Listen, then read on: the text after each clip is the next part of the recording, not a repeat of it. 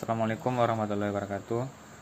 Pada pertemuan kali ini saya akan membahas materi mata kuliah pengembangan organisasi dengan subjudul jenis intervensi dalam pengembangan organisasi meliputi T-group, coaching, mentoring, dan pengembangan kepemimpinan. Baik, langsung saja kepada materi, bisa dilihat di layar. Yang pertama itu T-group dalam pengembangan organisasi. T-group dikenal dengan kelompok pelatihan. Adalah bentuk pelatihan kelompok dalam satu organisasi yang saling bekerja antara satu dengan yang lain. Mereka menggunakan umpan balik, pemecahan masalah, dan permainan peran untuk mendapatkan wawasan tentang diri mereka sendiri, orang lain, serta kelompok dalam organisasi. Pelatihan ini berguna dalam memberikan kesempatan kepada anggota organisasi lainnya untuk belajar dan berfungsi secara lebih efektif secara tatap muka dalam menghadapi berbagai situasi dalam organisasi untuk melakukan suatu pengembangan dengan bertujuan agar terjadi interaksi dalam kelompok organisasi. Kemudian coaching, yaitu mengajarkan, membimbing, memberi instruksi kepada seseorang atau kelompok agar dia atau mereka memperoleh keterampilan atau metode baru yang dalam melakukan sesuatu untuk mencapai suatu sasaran yang dikehendaki. Menurut Galway dalam Fitriani 2019, coaching adalah proses membuka potensi seseorang untuk memaksimalkan kinerja yang hal ini dapat membantu mereka untuk belajar daripada mereka mengajar.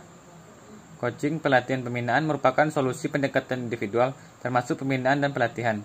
Fokus pada keterampilan, pengetahuan, dan kemampuan anggota. Dikutip dari Juming tahun 2005. Ciri-ciri coaching yang pertama yaitu yang memulai diskusi, berhubungan dengan mengerjakan sesuatu, keterampilan atau tugas, tindakan bersifat positif atau korektif.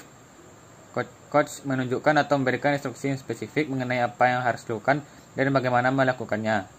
Yang terakhir itu sasarannya adalah untuk memperbaiki kinerja. Kemudian, mengapa coaching? Ada di sini dijelaskan terdapat 6 mengapa pelatihan.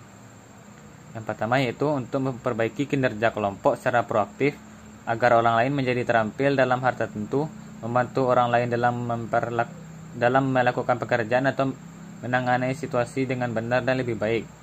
Kemudian memberikan kesempatan kepada coach dan si murid untuk bersama-sama menemukan solusi terbaik. Kemudian membangun pengertian yang lebih baik antara si coach dan murid. Dan yang terakhir itu memperbaiki kinerja individual.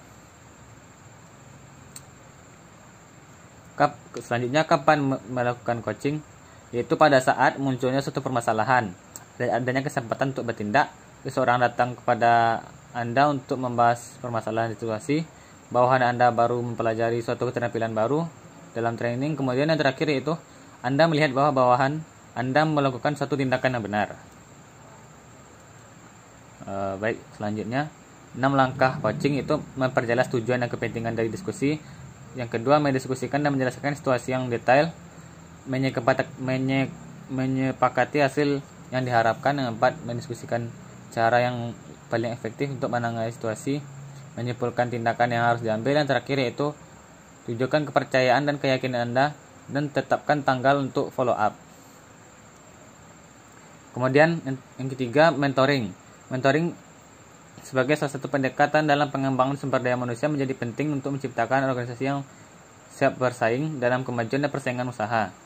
Menurut Kasuan 2012 menjelaskan, mentoring sebagai sebuah kemitraan antara mentor yaitu yang memberi bimbingan dengan mentre yang menerima bimbingan.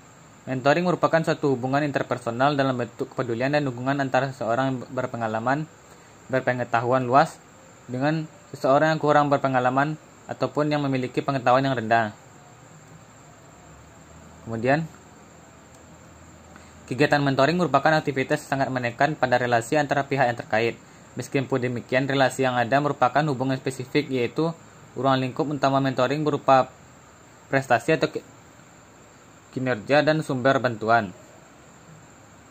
Dalam pekerjaan, penting adanya monitoring dalam meningkatkan pengembangan organisasi dengan cepat dan sukses di tempat kerja.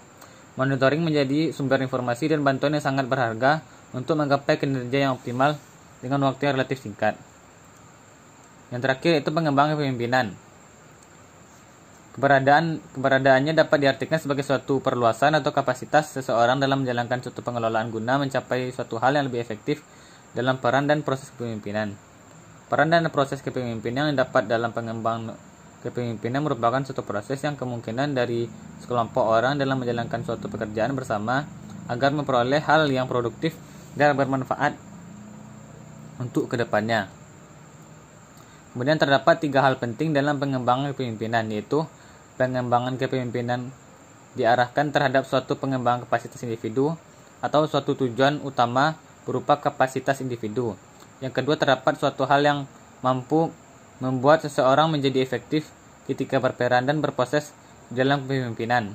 Yang terakhir yaitu individu dapat memperluas kapasitas kepemimpinannya.